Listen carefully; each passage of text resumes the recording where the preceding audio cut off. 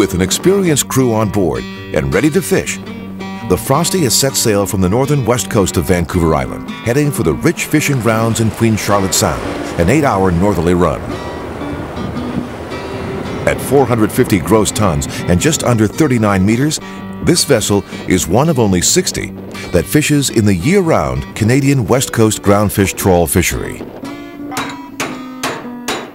Rigged and ready, with all hands on deck, including a government-certified fisheries observer who will oversee and document all fishing activity on the trip. Okay, Gord. Well, good luck. Hey, Sean. Good luck there. Appreciate it. 8 hours out of port, the Frosty arrives on the fishing ground. John knows the area well and has a plan for how he will execute this trip. On this trip, the Frosty has prearranged the sale of its catch to a processor in Vancouver. That was a call from my partner. He had a call from our buyer in the States, in California, who we sell our whole fish to. John has a very specific list of species and poundage that he is targeting for eager buyers in California. The crew on the Frosty is a top-notch team with combined experience exceeding 80 years.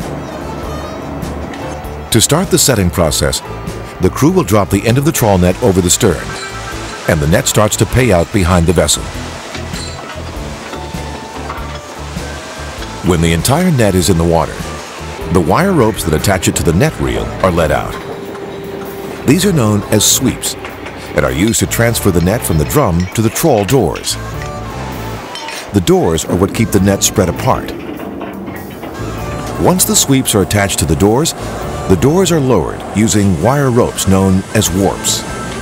The warps are stored on trawl winches that contain several hundred feet of warp.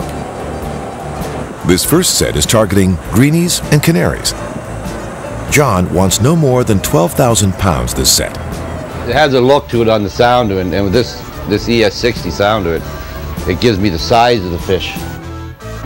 I always said years ago when I started fishing that the sounder is your best friend out here. Shows you the fish you're trying to catch. Using state-of-the-art fishing gear, high-tech electronics, and drawing on John's years of fishing experience, the Frosty will set its net in select locations, sometimes for only a few minutes, to capture the specific species and amounts needed. Using his GPS-enabled plotter and sensors in the trawl net, John is going to set over an area that he last fished about 8 months ago. The depth here is 150 fathoms deep. John will let out enough warp to keep the net just off bottom. The net is designed with a head rope that is equipped with floats that keep the front of the net raised and the mouth of the net open. The foot rope at the bottom of the net is equipped with rollers. This helps the net roll along the ocean floor whenever it touches the bottom.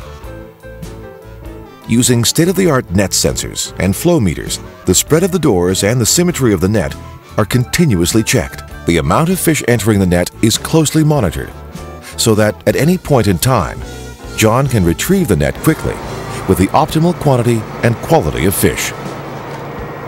Last tow that turned red. That meant that I had a good tow of fish, so we hauled right away. This here is what we call trawl light, and that's the opening of your net in there. John orders the retrieval of the net. The crew hauls in the warps. The net is then transferred back to the net reel, and the net is drummed aboard. While the crew stores the catch, the observer keeps a constant eye on what is on deck. The observer's job is to make sure that there is an accurate account of all fish caught. That tow there we had is a mixture of greenies and canaries, which we have quota in this area, both of those. And that was a perfect size tow. It's about 12 or 13,000, 14 minutes. It's perfect. The fish are in really good shape. Most of them are still kicking, and they'll be beautiful fish when they go to market. Selective fishing is just one of the responsible measures that the trawl industry has used as a tool to ensure sustainability of Canada's West Coast groundfish. We have lots of tools here. We have two plotters, they're tools. The sounders, all this stuff is tools of the trade. that system there is just one of our tools that we use to help us manage our quota to a sustainable fishery.